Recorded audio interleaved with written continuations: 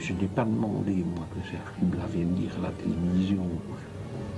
J'ai été au club où j'étais membre fondateur, mais je ne lui ai pas demandé surtout de dire qu'il ne me connaissait pas. Il aurait dit, oh moi j'ai rencontré M. Nioul, j'ai des photos, je suis à table avec lui, j'ai des photos. Moi j'ai eu une station, j'étais patron d'une station de radio libre. J'ai fait des organisations de foires, j'ai fait des organisations de rue. Tous les ministres, tous étaient demandeurs pour venir couper nos rubans. Vous savez comment ils sont demandeurs pour venir, pour être là, pour être présent. Moi, il y a 7 albums de photos où je suis avec pratiquement tous les ministres de Belgique actuellement. À côté, ça ne veut pas dire pour ça que j'ai le bras long. C'est bonjour, monsieur le ministre, il y en a qui m'ont simplement serré la main, etc. Est-ce que c'est pas ça justement qui a fait le fait qu'il vous ait côtoyé, d'essayer peut-être aussi d'influencer sur l'enquête pour éviter de... Non, l'enquête, jamais, parce qu'en Belgique, il faut dire, je crois que ça doit être la même chose en France, moi je n'ai jamais fait partie d'aucun parti politique dans une affaire aussi pourrie, parce que c'est une affaire pourrie, que l'affaire Montreux. Un ministre ne va pas défendre quelqu'un, hein, entre nous. Vous connaissez les ministres, ce sont des gens qui se retirent avant. Si j'avais eu le bras long, comme on dit, on ne m'aurait pas arrêté parce qu'on m'a arrêté sur des conneries. Conrad a arrêté Marlène pendant 4 jours, elle a été relâchée parce qu'elle disait M. Nioul est innocent. Il y a une page dans son dossier, elle dit M. Nioul est innocent. Vous êtes complice de Nioul, on vous arrête. C'est aberrant. C'est fou, c'est aberrant. Conrad a arrêté 12 personnes dans cette affaire, et qu'est-ce qui reste? Il reste Dutroux, Martin, Lelièvre, c'est tout. C'est-à-dire qu'il y avait au départ. Tous les autres sont toujours, comme on dit en France, poursuivis jusqu'à ce que le procès fasse. Mais tout le monde va avoir un non-lieu. Et cette histoire d'extasie avec le lièvre, c'est quoi? C'est une histoire folle. Je l'écris en détail, vous la verrez là-dedans, je l'écris en détail. J'ai fait une erreur.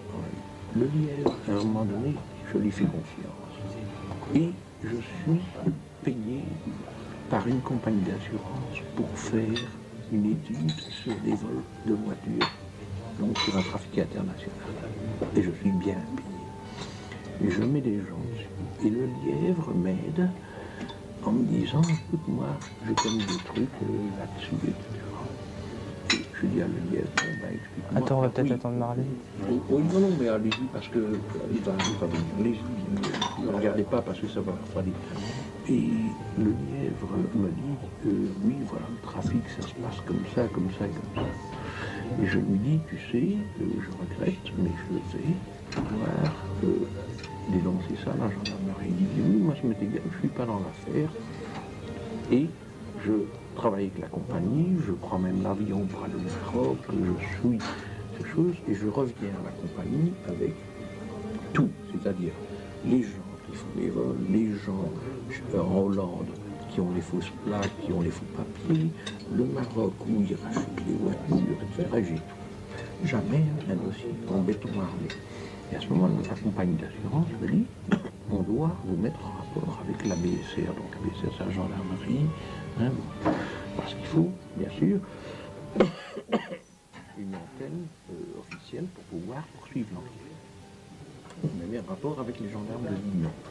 Donc, ce fameux gendarme qui a été arrêté, qui est mort d'ailleurs. Ah oui, le fameux blond.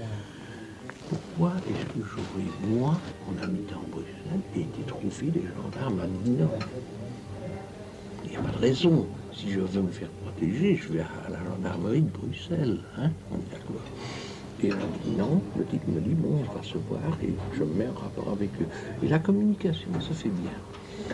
Et puis, le cerveau de l'affaire est un Anglais, il s'appelle Walsh. Et Walsh disparaît dans la nature. Et 1 an après, il téléphone à mon ex-femme, qui était avocat avant, en lui disant j'ai quelque chose à demander. Et elle me sonne. Non, ça va. Et allez-y, mangez, hein, je vous en prie. C'est pas refroidi. Non, c'est bon. Juste à temps, c'est ça? Oui, Juste très bien. à temps, oui, juste à temps. Et Walsh, 1 an après, téléphone à mon femme, il dit je voudrais bien avoir un rendez-vous pour... j'ai un truc spécial. Elle descend, il n'y avait qu'un étage qui nous séparait, elle me dit, sachant que la gendarmerie le recherchait, sachant que j'étais sur l'affaire, Walsh est ici dans une demi-heure, 3/4 d'heure. Je dis, c'est pas vrai. Je téléphone au gendarme, elle dit non, je dis, Walsh va arriver. Il me dit, on laisse-le faire. Je dis, écoute, je dis à Vanessa, je te rappelle, ne quitte pas ton bureau parce que je sais qu'il partait chercher ses enfants vers 4h30. Je te dirai quoi? Parce qu'on était le vendredi. Je dis, attends, je vais dire. Et quand il arrive, il dit, en anglais, parce que moi je parle pas un mot d'anglais, il parle avec mon ex, elle parle couramment anglais, moi je parle pas. Et il dit, voilà, je devais transporter, j'ai dans une voiture de la drogue pour transporter en Suède, et j'ai décidé de blouser le patron hollandais, et je veux la vendre en Belgique. Alors Annie m'appelle pour dire, bon, alors moi je viens, et on m'explique, et elle me, en anglais et en français, elle dit, est-ce que tu as un acheteur? Je dis oui, pas de problème, moi je connais le milieu, je connais rien dans le milieu, mais rien, attention. Je dis oui, il n'y a pas de problème, mais on est le week-end, il faudra attendre lundi. Donc, je redescends, je téléphone à l'autre, je dis écoute, il a une bagnole remplie de drogue, il me dit nom de Dieu, ça c'est le bordel. Je dis oui, il y a un autre problème, c'est qu'il parle d'aller à l'hôtel. Je dis, il avait un BCS, c'est un bulletin de signalement, hein, parce qu'il était recherché, parce qu'il avait deux ans purgés en Belgique pour une toute autre affaire, pour une affaire d'escroquerie. Je dis, s'il va à l'hôtel, les gendarmes vont le chercher demain matin à 6h, et la bagnole avec la drogue, on l'a pas. Donc, moi je dis, je te propose de lui trouver un endroit pour se loger et on va travailler.